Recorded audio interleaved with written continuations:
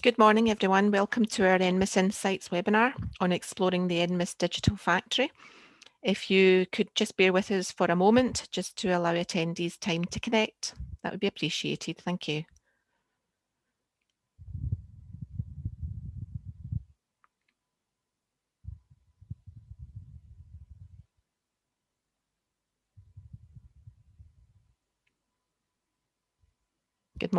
Good morning and welcome to those that have just joined us.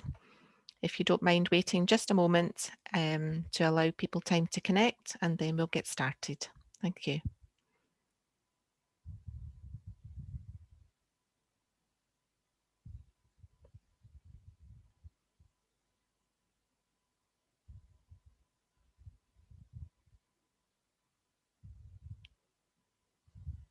Okay, thanks very much for your patience and welcome everyone to our NMIS Insights webinar on exploring the NMIS Digital Factory.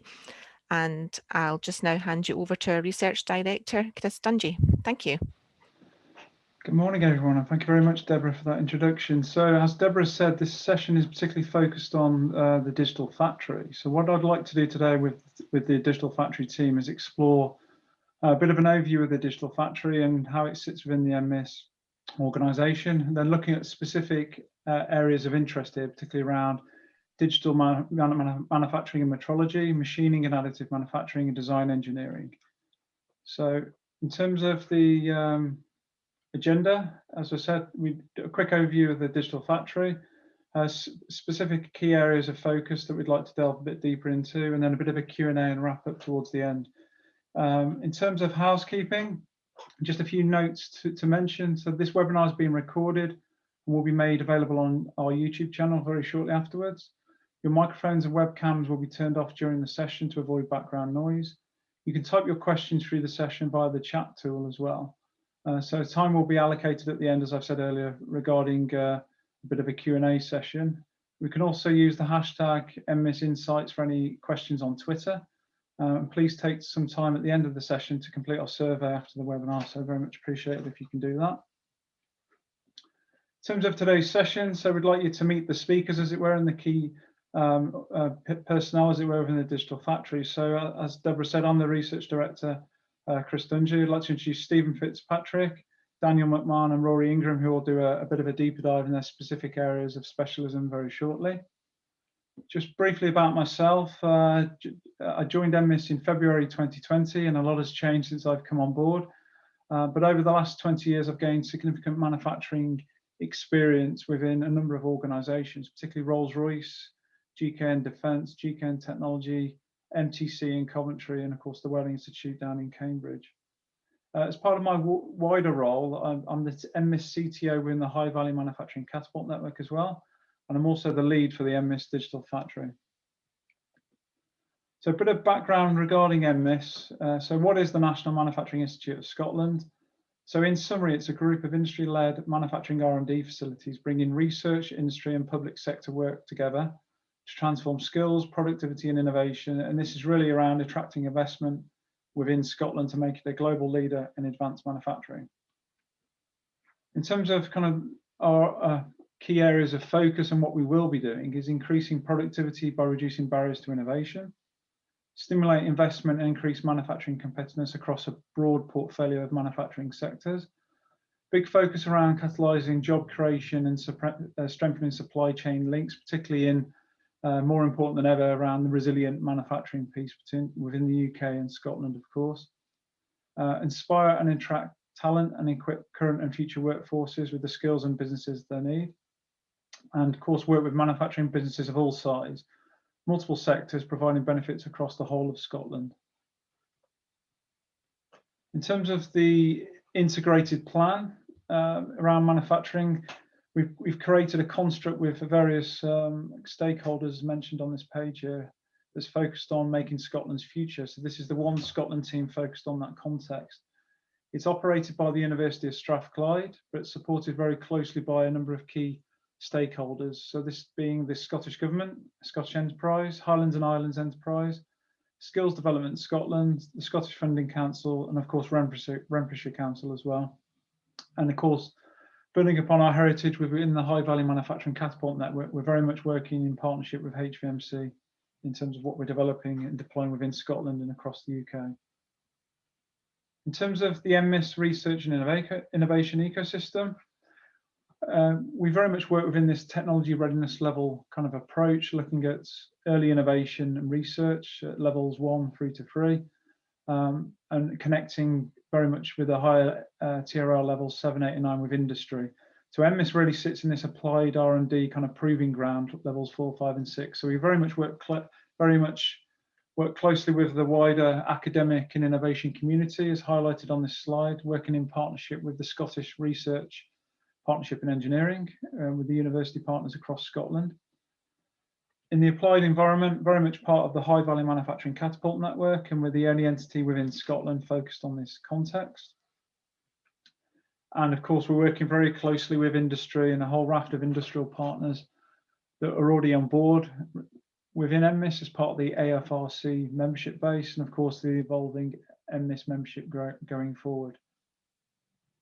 In terms of the group, so NMIS is a construct of growing specialist centres, as highlighted in yellow on this slide. So we currently have the Advanced Forming Research Centre, the AFRC, the Lightweight Manufacturing Centre, otherwise known as the LMC. They are open now, and we're undertaking substantial activities, innovation activities with those centres.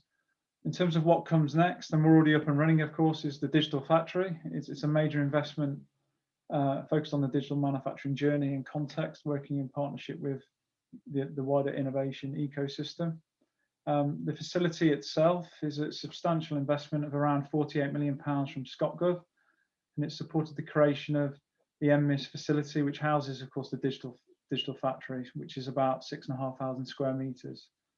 The digital factory team is currently composed of around 48 staff in total, which is led by myself, but very much working in partnership with Danny, who's here today to talk about digital metrology, Stephen talking about AM and machining, and of course Rory talking about design engineering. And we have grand ambitions to grow capability and our resources in the current financial year and beyond. So it's a really exciting time to get an awareness and a better appreciation of what's going on in the digital factory.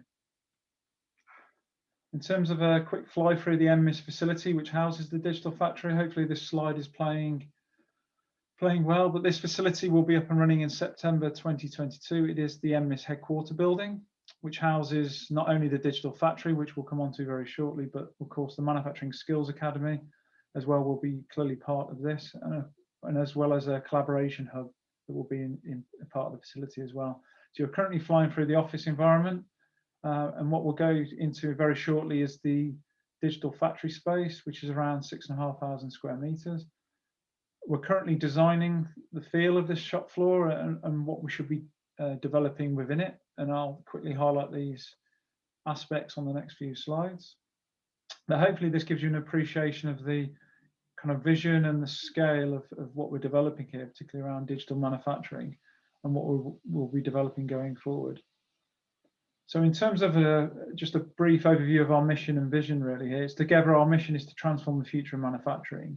We have a national mandate to create and deliver sustainable translational research and skills through real-world innovation and thought leadership, and this is really very much focused on the digital manufacturing journey. One of the key attributes here is that we will be creating a state-of-the-art infrastructure and systems architecture, and this is really to enable a fully connected and optimized digital factory manufacturing environment. We have an initial innovation focus area and very much open for discussion on how we evolve this. But some of the key features will be discussed a bit later on during this session, but very much at the heart of this is this digitally connected enterprise and supply chain, which will connect from the machine layers all the way through the factory and the enterprise levels out into the value chain.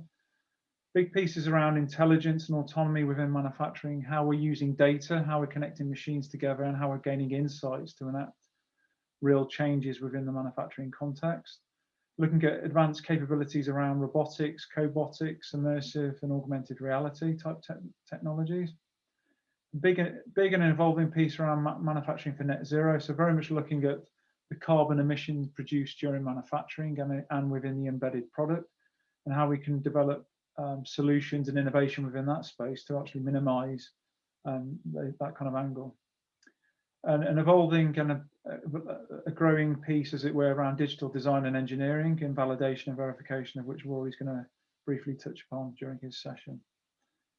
And just before I kind of finish off and hand over to my colleague Danny, we're evolving the NMIS Digital Factory layout, and we're creating challenge zones to explore and understand these certain manufacturing concepts, digital manufacturing concepts in a bit more detail. So looking at reconfigurable manufacturing pilot lines, immersive intelligence, autonomy within manufacturing, looking at how humans work with robots on the shop floor, looking at cobotic type approaches, and of course manufacturing for net zero as well, looking at the real carbon emissions challenges associated with manufacturing and how we will develop innovation to support. And wrapped around this, of course, is that digitally connected enterprise and supply chain. So I'd like to just conclude my kind of aspect of the slides and hand over to Danny, who will talk a bit more detail about digital and metrology within the digital factory. Over to you, Danny.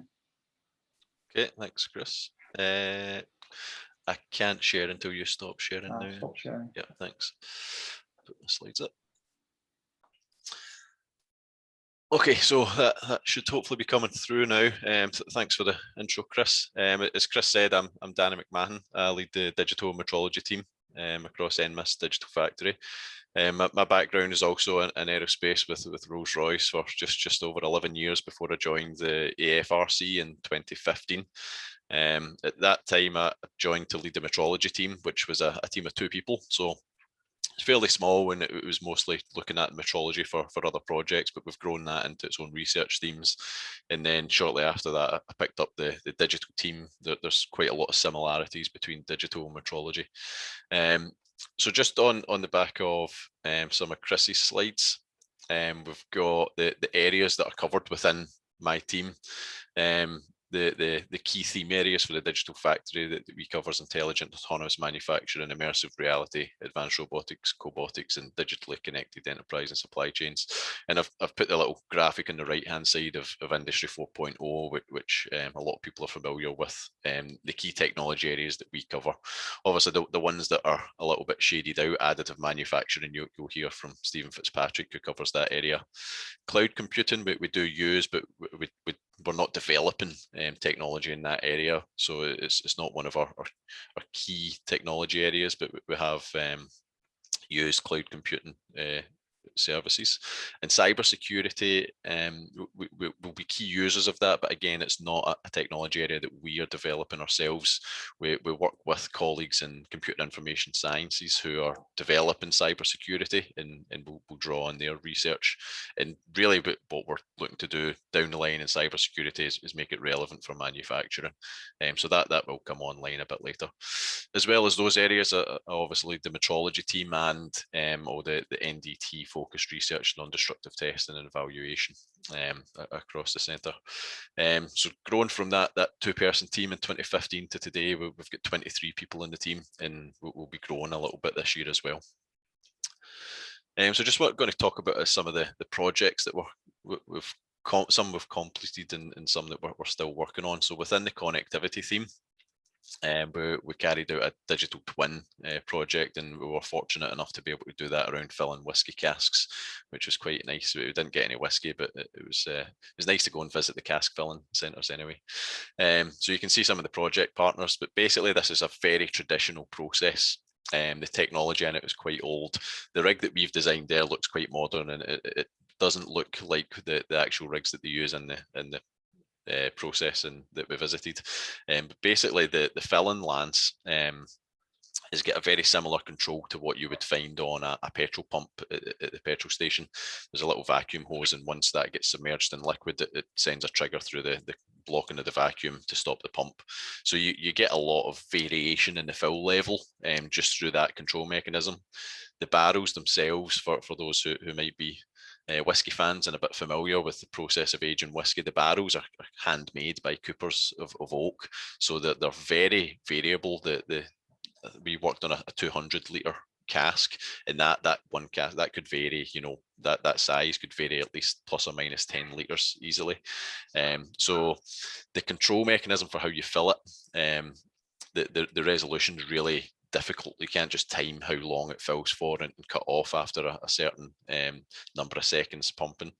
The throughput of this facility as well meant that the full takt time for the process of getting the barrel in place, filling it, bunging it, barrel out was 90 seconds for a 200 litre cask. So it's quite fast paced. So that means that the whiskey has to be filled in around 60 seconds. And when you move spirit like that quickly, you get a lot of frothing. So again, that was another variable that meant that we were always underfilling these whiskey casks. And those who know the whiskey industry, it spends a lot of time. It spends years and years in the barrel. You lose angel share and things as it's maturing. So there's a lot of losses. So the aim of this project was to understand the process and get the fill level of the barrel to a much closer, more controlled resolution of fill level, so that they could maximize the amount of volume getting into storage all the time. So we basically started out from scratch. We designed this rig so that we could set up ourselves with a filling station. We designed a new filling lance to move away from that little vacuum hose, so that we fitted a radar gauge so that we could actually measure the fill rate as it's filling up the cask.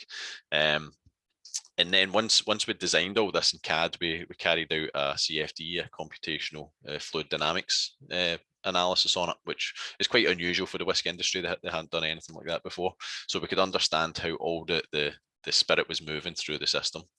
That allowed us to then, make changes to the system and improve it to achieve a laminar flow. We then instrumented all the devices on this.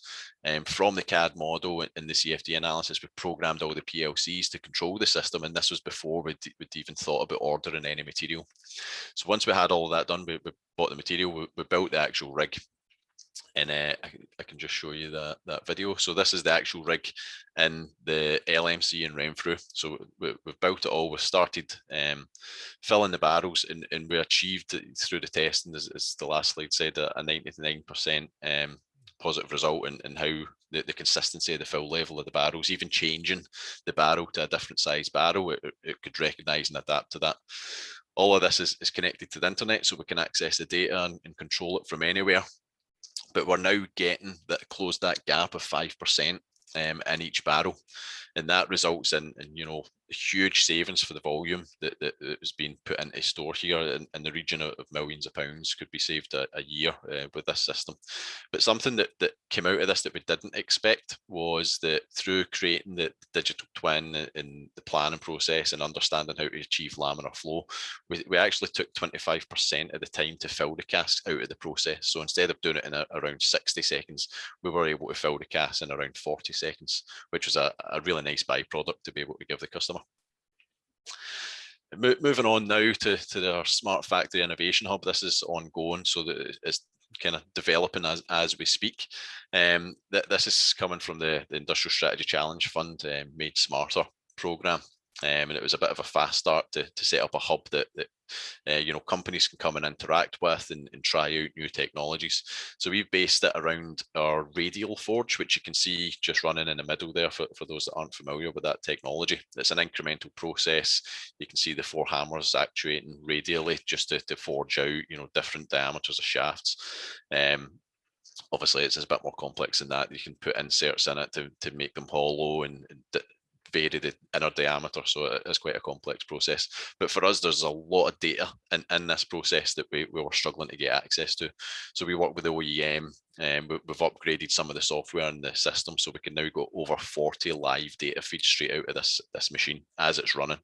We've deployed a 4G connectivity with one of the partners that's looking at engaging with the hub longer term. And the idea is that once release 16 of 5G comes out, that will be upgraded to a 5G network, but it gives us dedicated mobile connectivity that we can use to stream the data out of this system. And then we've established a dedicated data server just for the data streams from this. So in the bottom left hand side, you can see some of the data that we've analyzed. This shows 3 runs of the hammer stroke. So this is running 3 parts, 3 of the same part, and that's the trend on the hammer stroke. So you can see the red, blue, and black really closely follow each other. So that's exactly what we'd want to see, that's a consistent process across 3 parts.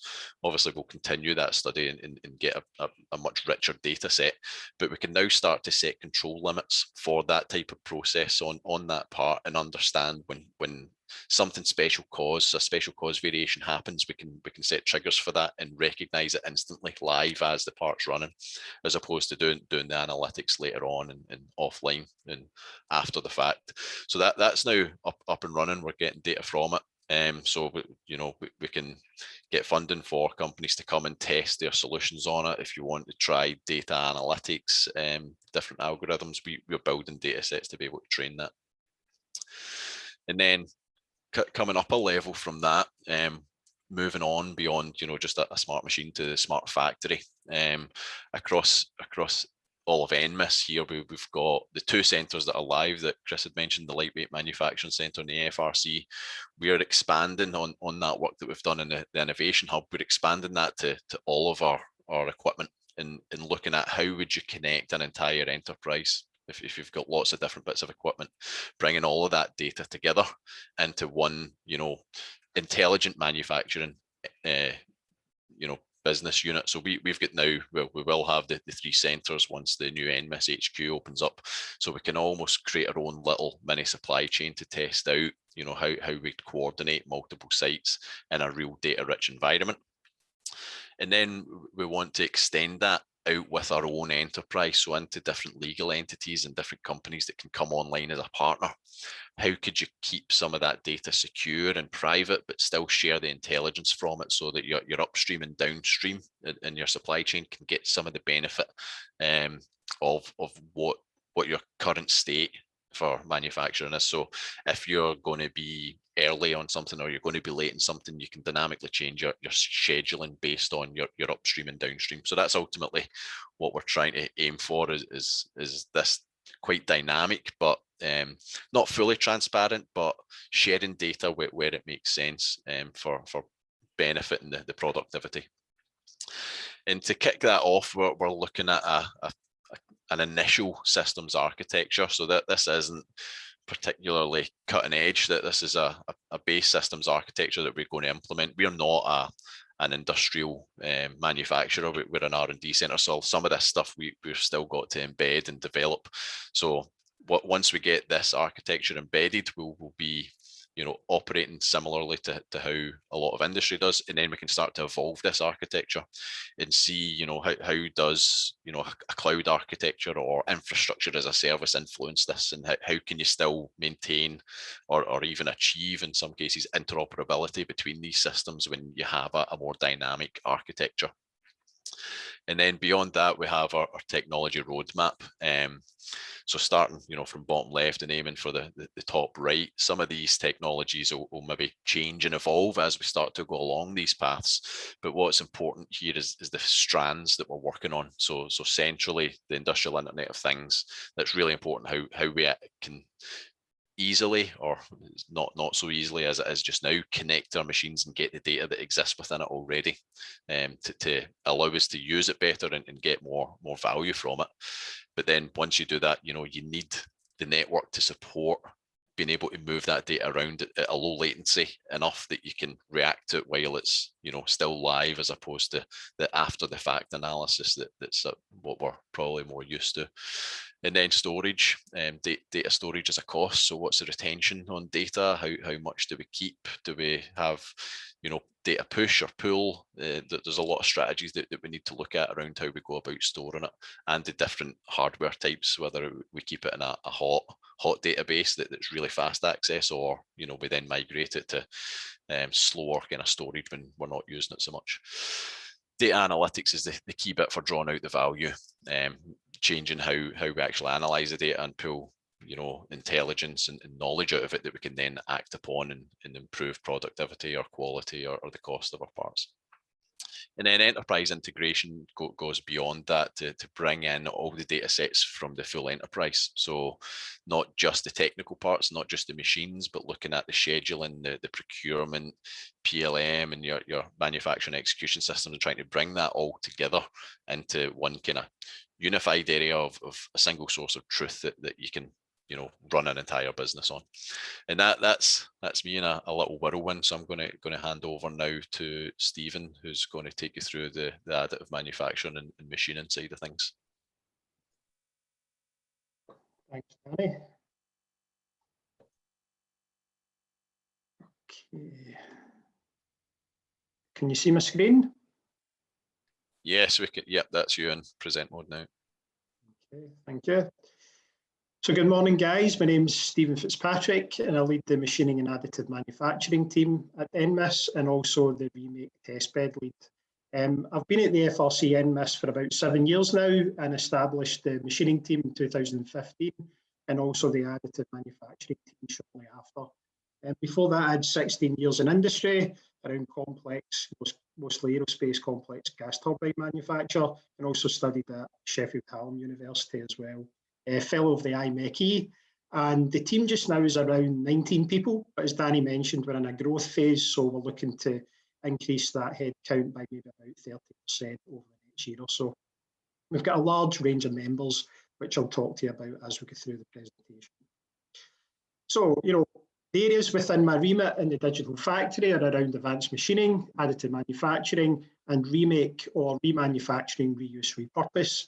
And we'll talk about that in a little bit more detail. So, machining overview. In terms of machining, we have 6 themes within the centre, all based around kind of productivity improvement, zero defect manufacturing, and sustainable manufacturing. So, machining process and technology looks at our CAM development, or things like machining dynamics. Distortion management looks at how we predict and correct for distortions during the machining process. Digital machining, working closely with Danny's team now on connectivity and things like data analytics. Sustainable machining is a new theme, but one that will be growing considerably around the net zero agenda, looking at things like sustainable fluids and resource efficiency. Lightweight machining is around our composite side with the Lightweight Manufacturing Centre, and being born from the Forging and Forming Centre, how do we machine these near net shape processes better? So machining of near net shape processes is in there as a theme as well. So we have a range of equipment, covering a vast size range, which allows us to work in various applications and commodity types. Things like composites machining processes, an LMD hybrid machine, which has got both additive and subtractive, automation at our machine for machine tending, as well as commodity machines where we can start to embed the themes within them and use them as test beds for our customers. In terms of future investments, we've just invested in a PKM portable 5-axis machine. So that'll allow us to work with customers on a larger scale, but also for things like off-site machining and remanufacturing. Supercritical CO2 is an area around sustainable machining. So how can we help companies be more sustainable with our cutting fluids? And ultrasonic machining around productivity gains with different customers for hard and brittle materials. And we're looking to do this at a low cost as well and integrate it within an existing platform. So as I mentioned, we've got a wide and diverse range of members, 3 Tier 1 partners and 14 Tier 2 members, and we work very closely with them. And we do a lot of demo days, etc., with them as well. And then just jumping on to a couple of case studies. So this is a European project called Machining 4.0, and it's about supporting the growth of machining SMEs throughout Northwest Europe through the adoption of digital machining technologies. And there's 2 aspects to this. One is an SME focus and supporting them through a voucher scheme, and one is an application focus. So in terms of the voucher schemes, we have around 4 or 5 vouchers left for SMEs. So if you're looking for support in machining, please get in touch. And on the application side, as I mentioned, we have a theme around distortion prediction.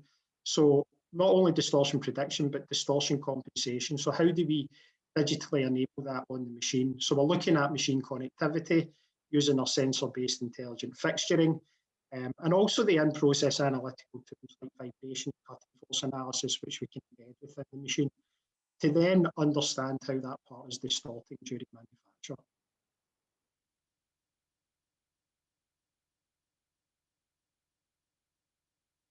The next case study I want to talk about is digital. So this is a combination of machining and additive, so a hybrid process. And what we looked at is a digital remanufacturing, digital die remanufacturing process. Looked at adaptive removal of material, adaptive additive material, and then adaptive blending, and used in process metrology and a digital infrastructure around this. So this actually gained 120% improvement in die life. Not only that, it reduced carbon emissions significantly as well.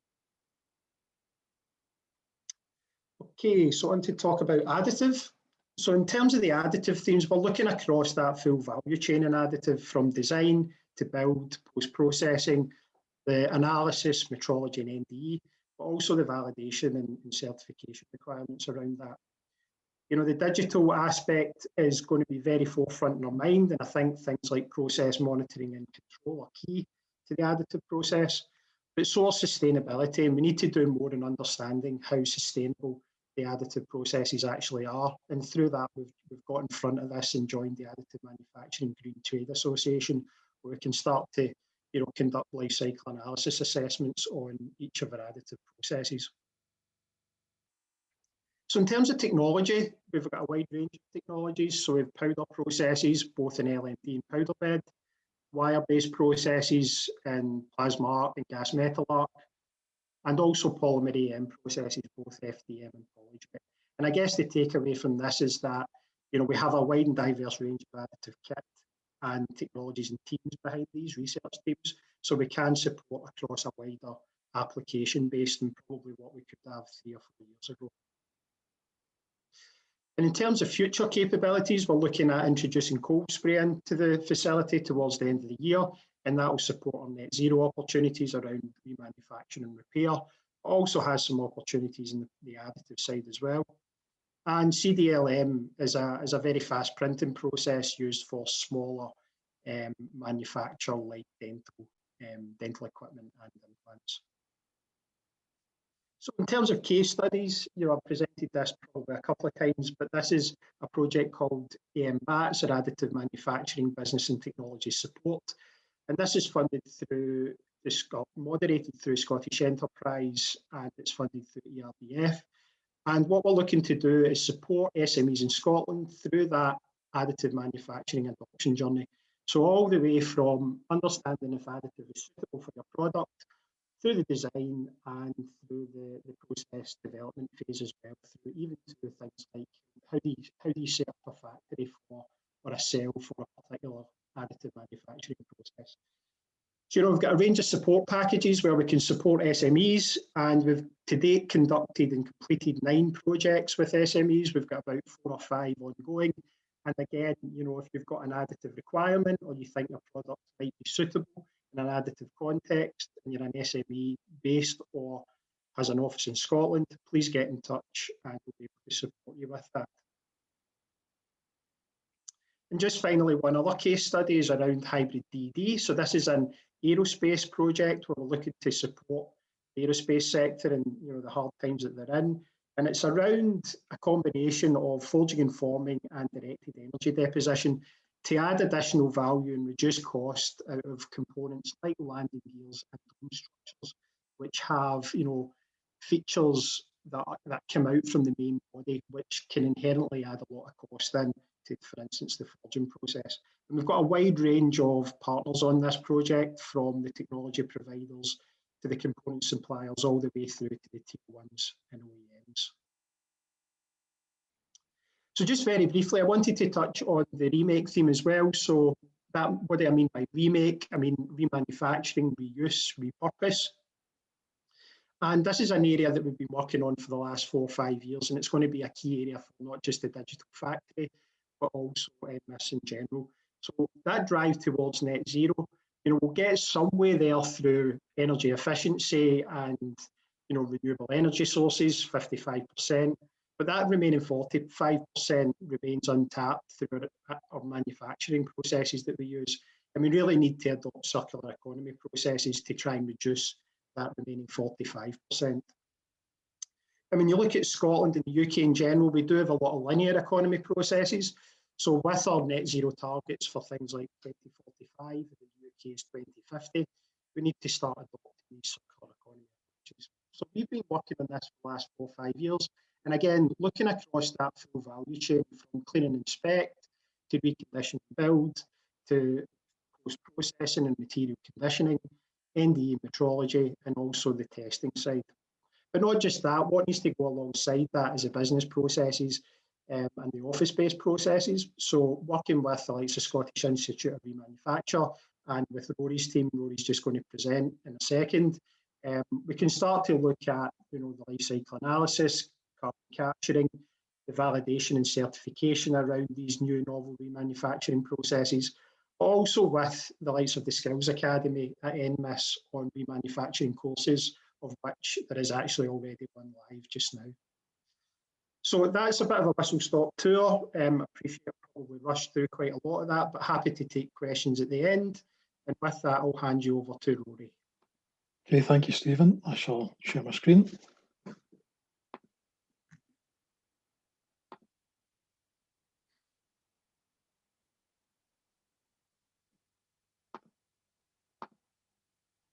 Okay, thanks. Good afternoon now, everyone. I'm Rory Ingram, the Design Engineering Team Lead, and I'm here to represent the newest of the Digital Factory team, sorry.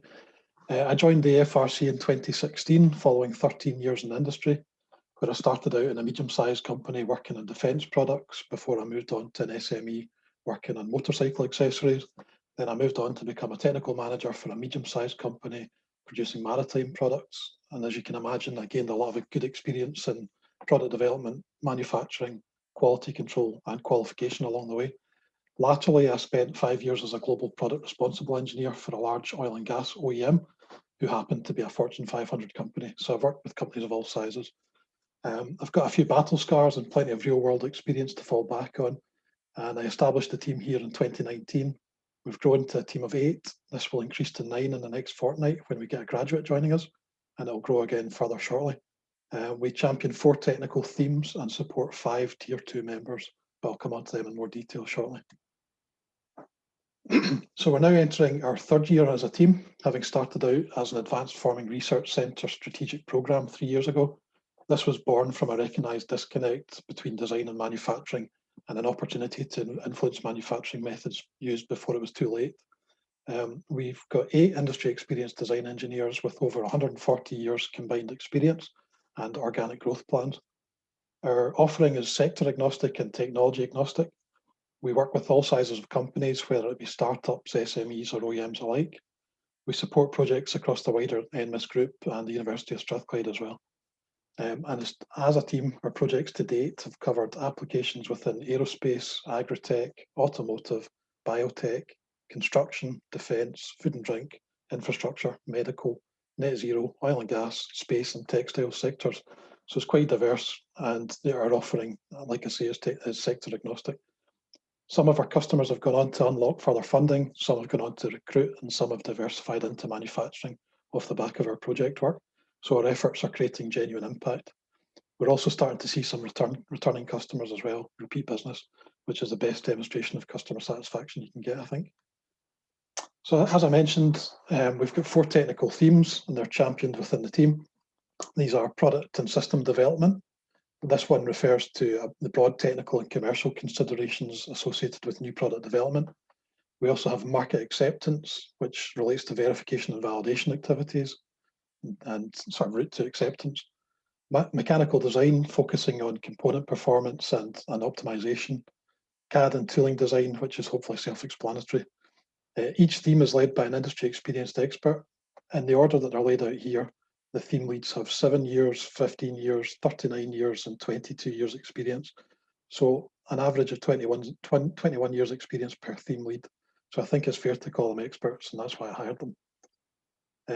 The design engineering team tend to support product development between the technology readiness levels 2 and 5. So we may be getting involved a wee bit earlier than others in the high value manufacturing catapult. Sometimes we take things back to TRL1 and quickly mature it again as well. This means we're able to basically take a product idea through to a finished design, which can later be validated through testing of a pre-production prototype before then going on to manufacture. Design activities will often involve material and manufacturing process selection and design optimization for a chosen method of manufacture. In doing so, we are able to provide indicative costings and provide guidance on options for scaling to higher volumes with a view to minimising rework and qualification impact. Our 4 technical themes are involved at different stages, as can be seen here. The theme leads offering expertise and direction as required. This slide just gives you an idea of how we've built the team service offering up over the last couple of years. We've worked hard to build a solid foundation to support design engineering projects with a robust, repeatable and reliable process in place, along with numerous supporting templates and tools. I'm not going to talk about all these areas just now, so we'll be here all day, but I will give you a brief introduction to some of these through on the next slide. So this is a selection of the tools, templates and guides we've developed in the team. The product development canvas top left is inspired by a business model canvas, and we use it with clients before we propose a scope of work for them. It helps us to get a feel for the maturity of the client's product idea and where we need to focus and support our efforts as part of a project. The TRL assessment tool is for clients to use to review the actual TRL status of their product, giving them a clear understanding of what is still required in order to mature up the TRL ladder. The FMECA template or a similar FMEA template can be used as part of our projects where technology qualification and or ultimate market acceptance is desired. The CE marking tool, which also covers UK CA and the Northern Irish CE marks, has been developed to facilitate the client's technical file creation and application of the appropriate marks, reflecting diligence aligned with specified European directives. The manufacturing process data sheets are to enable designers to quickly assess novel methods of manufacture for people's component needs. We've got over 20 templates, tools and guides and more in development. We intend to have a download page as part of a forthcoming NMIS Design Engineering webpage. This slide gives you some insight into the extended network we have in the design engineering team. This is team focused. There's also other catapult centres, high value manufacturing catapult centres and university departments we engage with too. The tier 2 members on the left hand side provide software into NMIS and the team, which enables us to maximise the impact of our work, such as FE analysis, cost modelling, manufacturing traceability, model-based design and of course CAD. We're network sponsors of the Product Design Scotland network and regularly signpost funding and project opportunities to the design consultancy members. We're actually co-hosting some seminars and webinars with Product Design Scotland later this year, so keep an eye out for them. As we've matured, I'm pleased to say that the design engineering team are regularly signposted by other organisations such as Interface, KTN Manufacturing and various Scottish Funding Council innovation centres, including Census, Construction Scotland Innovation Centre and the OGTC. And in fact, we had a call with Construction Scotland just yesterday. Typically, they'll engage us with a view to supporting companies, often startups and SMEs, seeking support from universities where elements of engineering design are required. Additionally, we have established good working relationships with organisations like Lloyd Register and DNV, who we can engage to support technology qualification and certification, ensuring our approach is sound and giving the end users confidence in the diligence applied to the development of a product or system by our team. There's also some incubators mentioned there. We've started some dialogue with these incubators and we're hoping to formalise some of those relationships moving forward. So what's digital about design? Well, we're specifically interested in digital design and engineering and digital verification and validation, as Chris mentioned. Design engineers typically work with software, whether it be mathematical modelling, CAD, product lifecycle maintenance software, spreadsheets, reports, and so on. So to be honest, the majority of design work is done digitally nowadays. It's only when you start to get to the validation stages when you need to move to more physical hardware.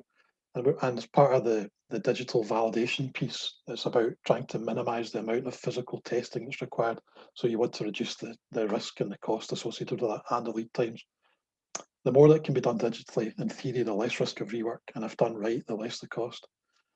So as we'd expect in the 21st century, the dependency on the digital tools has grown significantly.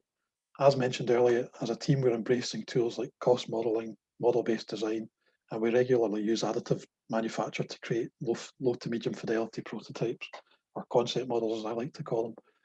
Going forward, from a sustainability perspective, I think we need to try and get away from automatically creating concept models as well. We need to start to create sort of augmented reality models, etc., and working with Danny's team to be responsible. We're beginning to explore more generative design and are working on our first model-based systems engineering project just now. And we're working with Danny's team to support the smart factory vision. We're also working with Stephen's team on the sustainable piece. Particularly our involvement with Danny's team is was based on our industry experience in manufacturing traceability. So we're supporting with the digital passport piece. Previously, we've led an OGTC funded project there looking at how to use blockchain to create manufacturing record books, removing the admin burden. And as a team, we see great opportunity around model-based systems engineering. This is the potential to completely re-engineer engineering. And as a result, we intend to scope a collaborative research and development project seeking to build a robust model-based systems platform. To do so, we'll need to develop a consortium with some of the previously mentioned member companies and also some other NMIS members, and perhaps some of you might be interested in working with us to obtain some funding and progress this. So if model-based systems engineering is an area you'd be keen to collaborate on, please let me know. So that's all from me. I've put a couple of email addresses on the screen for you. So if you have any commercial or technical queries, please feel free to get in touch.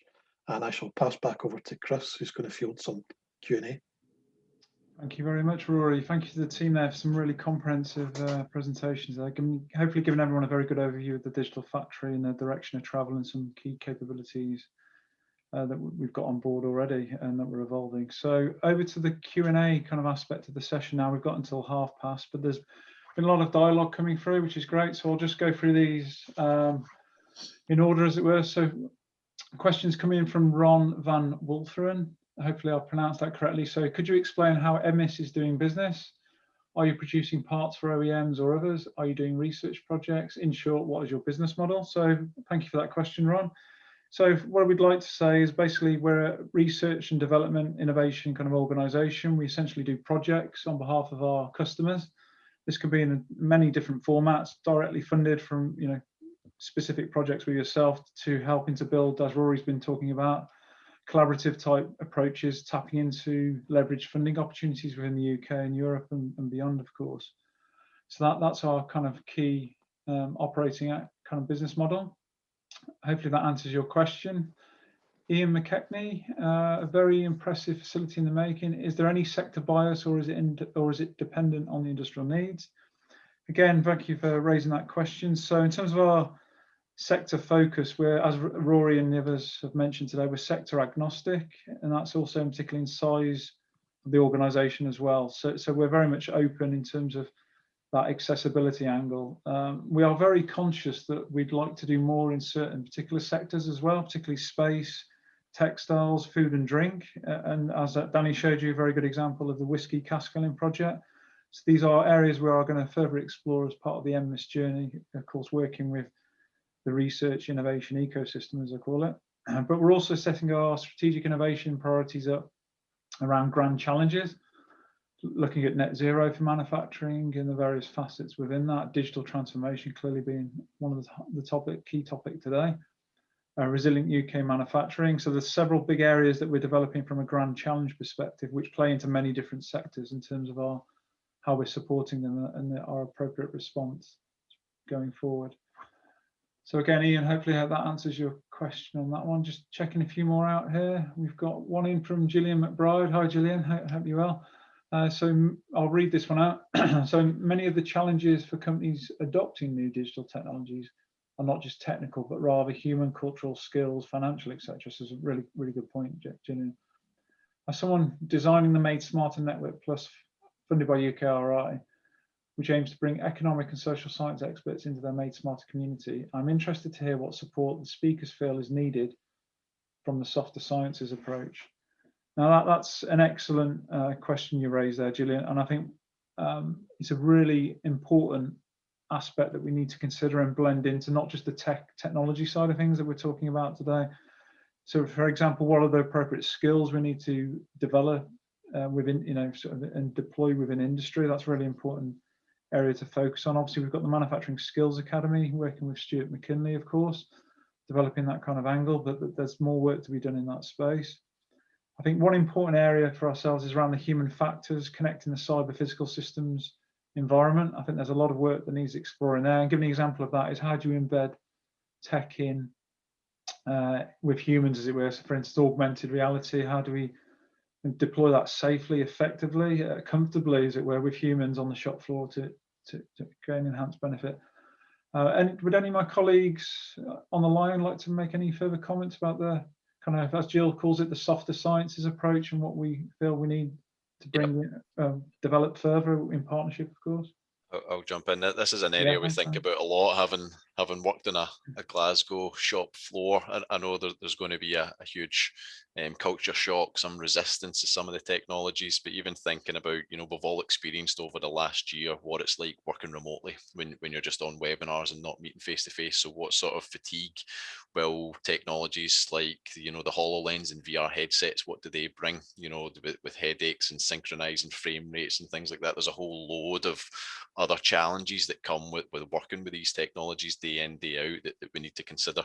So we have started to explore with some of the more social sciences across the university about doing some studies around that, even building into some of the technologies. Can you understand when someone's using VR or AR, how much they're concentrating on the task that they're doing, as opposed to, looking at the holograms, and that way you could start to measure how attentive someone is, how much they're able to take in for training and things like that. So it is a huge area. The cultural side of it is going to be a big, possibly a barrier, but that will reduce as the newer generations come up that are more familiar with the technologies that we're using. But it is a huge consideration that we are looking at, but it's probably not within the skill set of engineers. So working with the social sciences and even some of the fintech cluster as well, coming into that now as well, with things like X as a service, looking at how we can look at different business models and things. So there's a lot going on. Thank you for that, Danny. And I think, Gillian, obviously we can take this one offline, but being connected into some of the Made Smarter kind of research hubs, I know some of the content within them is focused on the social aspects. It'd be really important to engage with that kind of research work and understand how we can help support, of course, and help, kind of bring that into this environment. So I think that's a really, thank you for raising that one, Gillian. It's a lot of food for thought there. Just moving on, Ahmad, thank you for raising this one. So thanks for all the exciting presentations. In the roadmap that Danny showed, I noticed plans/product servitization. Where do these and other business and commercial considerations fit in with projects using new technologies? So Danny, would you like to comment on servitization? How? Yeah. So business models. So it's an interesting question. So there's a business model aspect which could be quite transformational. So whether you're making a product to sell, and instead of selling the product, you lease the product, you have ownership of the asset and you can evolve it, and it's a more service or outcome based contract. But some of the technologies that we're looking at now to enable that type of environment, so that when you're extracting live machine data, looking at how can you certify that machine data to be part of the digital passport, if you want, for a product that starts to act as part of its certification, so that your customer has confidence in the data that you're providing and then ultimately the part you're providing. So that's important when you look at things like that are emerging now, like smart contracts. So when I was talking about expanding beyond just NMIS to other entities, what I want to achieve is those other entities, we understand their capabilities and we can schedule manufacturing tasks through those different companies, and that will be controlled through smart contracts. So when an outcome-based trigger is reached through something happening on their equipment, that you can get the data from, you can encrypt the data, but a decision is made to say, yes, this was definitely carried out, looking at distributed ledger technology to secure those decision-making points. The transaction just happens. One of the big barriers for SMEs working with large cos is sometimes it's a 90 to 100 day payment term. So they could win a £1-2 million contract, but couldn't actually deliver it because they don't have the revenue to deliver that massive piece of work, and then another few months get paid for it. So how can you make that a bit more dynamic? And that's where things like smart contracts and X as a service kind of comes in. And then beyond that, when you look at a manufacturing enterprise, it's a huge capital expense to set up a manufacturing company. So looking at models like Airbnb, where you've got capacity and demand. You're basically just joining them up through an app. So if there's other manufacturers who have some capacity on a technology, if you can access that spare capacity, then it saves that capital acquisition, and then it saves the initial setup cost. So if you want to explore a new technology, a new product, you can manufacture it through the network until you've got the business there to invest in the capital. So there is quite a lot in that question. I hope that kind of answered what you were looking for, but happy to have a further discussion if you want. Thank you, Danny. Greatly appreciate it. Just carrying on with the questions then. So one's coming from Neil Tatman at Rolls-Royce. Danny and Chris, great opportunity for UK manufacturing, of course, this. How are you planning to engage industry to capture requirements, needs, which will influence the ultimate design and the build of the enterprise infrastructure? So an excellent question, Neil. And we're currently on that journey, as Danny's kind of highlighted, in terms of developing that architecture and what use cases, of course, we should develop as part of that, or the initial use cases. But what I will add to that is we're currently going through a digital factory engagement planning exercise, looking at many facets to this. So ultimately what we are going to do is host a series of workshops, particularly based around key facets within the facility. So looking at the innovation focus areas, as we mentioned earlier, around, for example, intelligent manufacturing, autonomous manufacturing, cobotics. So we'll host workshops of industry to explore those further, to see how we should be developing ourselves so we're fit for purpose, as it were, to support industry. So they will be coming up, but we're in the kind of design phase of those at this moment in time. Another key angle to this, of course, is the tech solution providers. And we're very much wanting to work in partnership, and I'll use that word quite strongly, partnership with these organizations to showcase but evolve kind of capabilities for the benefit of industry, of course. So that's, in terms of the engagement there, we are currently kind of defining that, and we will be going out very shortly in terms of a series of workshops, one-to-one engagements, stakeholder engagement, particularly with current membership, as it were, of the AFRC. So there's a whole raft of activity that we're currently in the planning phase. So hopefully, if you've got any other insights, Neil, you'd like to share, or any thoughts around that, or anyone else on the line, please feel free to drop us a line, and we'll take those on board. Okay. Further questions then, just going down the chat function. Yeah, there's one from James. I've been talking to James on. Oh yeah, okay, I've just caught that process. One. Thanks, Stephen. Yeah, Robo One. Yeah, do you want to? Well, there's another one that he's asked. So we've been looking at product manufacturing information as part of our CAD improvements. An area where we struggle with this is how we can send this information to vendors and integrate with multiple softwares and devices, e.g. CMM and FAROARM. We still find ourselves using paper to record and capture dimensions. Is this an area you're actively looking at or interested in? Again, so I think that's probably around sort of the model-based definition. Rory, if you maybe want to pick that one up. Yeah, so I mean, the model-based approach is about modelling once and using many times. So there's things like that are paramount, so there needs to be, you don't want to have repetitive remodeling, etc. And you don't want to have to create CAM data when it goes to one machine or a different machine. You want the supply chain to be able to interact with the same data. So I'm not that close to the model-based definition piece, I have to confess. So some of my team have been working with Danny's team around model-based definition and doing a trial around that. I'm also not very close to CAM, so you've put me on the spot, Stephen. But in terms of the model-based systems approach, which is probably not answering the question, so apologies, but the model-based systems piece is focused more on the enterprise, so it's how do you model something maybe at the tender stage of a project, and you capture things and you automate things to largely so you're reducing the manual burden. So that's a key part of what we'd certainly be looking to do. I don't know, Danny, can you maybe interject on the model-based definition piece at all? Yeah. So obviously, as part of the full enterprise integration, the model is really key to that, because it's the start of the full geometry definition, getting away from paper-based systems. You know, back when the drawing was master and the model was kind of secondary, it's obviously shifting now. The model's the master, and we possibly don't even need drawings because you can embed all the PMI in the model.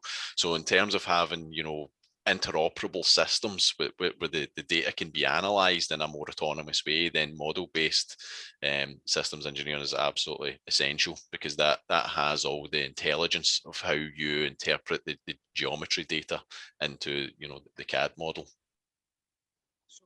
So I think, just answering James's question, yes, I think it's something that we can support, and we've got a number of partners as well within the centre, guys like Siemens, for instance, who, you know, this is part of their strategy and approach, and it doesn't need to be Siemens. We are agnostic. We've got a number of different CAD packages as well. So yeah, certainly worth talking to Rory and Danny about that, I think.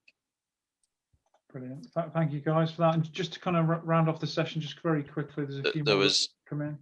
Yeah, there was one from Wayne Thompson that was similar to Neil's question about would NMIS be open to working with a large company on IIoT infrastructure and help to determine best practice tech stack governance for a multi-site, multi-process organisation. The answer to that one's absolutely. But this is something that we're looking at across the full HVM catapult, and we're very interested in the industry aspect of this. Probably something I should have made clearer in my slides is that the journey and the roadmap that we're going on, and that architecture absolutely needs to suit industry, because, you know, we're not doing it for ourselves, we're doing it to de-risk it and make sure that industry gets the benefit.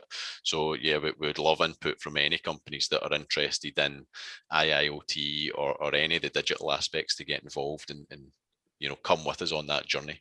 Yeah, absolutely, Johnny. Thank you for raising that. Just briefly, and I appreciate we're slightly overrunning, but we're almost coming to the conclusion here. Katia McKenna, my colleague at NMIS, would like us just to highlight that we've created an NMIS SME engagement team. It's in the process of formation, so there will be specific focus on supporting SMEs on their journey with us. So obviously that kind of reflects the earlier question from Ian in terms of how we're setting ourselves up as well. So I'd just like to highlight that. Thank you, Jill, for your comments about some good ideas. That's great.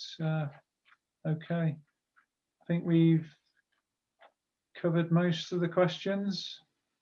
Just covering off. Yeah, okay, I think that's everything that's been covered. So I'll hand back to Deborah now, but I'd just like to thank everyone in the community here for really good dialogue at the end, some really good Q&A questions, and feel free to contact the team in kind of the near future to explore this a bit further. So I'll hand back now to Deborah, who will close the session. That's great. Thanks very much, Chris. And as you just said, yes, thank you to you all for joining us today. Hope you enjoyed today's webinar. I'd just like to thank our speakers, Chris, Danny, Rory and Stephen, for a really good session today. Shortly after this, you'll receive a survey, and we would be really grateful if you could take a few moments to complete it. It does help us to shape future webinars. We do have an NMIS Insights next week on Wednesday, 26th of May, which is covering the Advanced Forming Research Centre and Future Forge. You'll find details of this on our website at nmis.scot. And we're just going to bring the webinar to a close. Thanks very much again, everyone. Thank you. Thank you, everyone. Thank you. Take care. Thank you. Bye.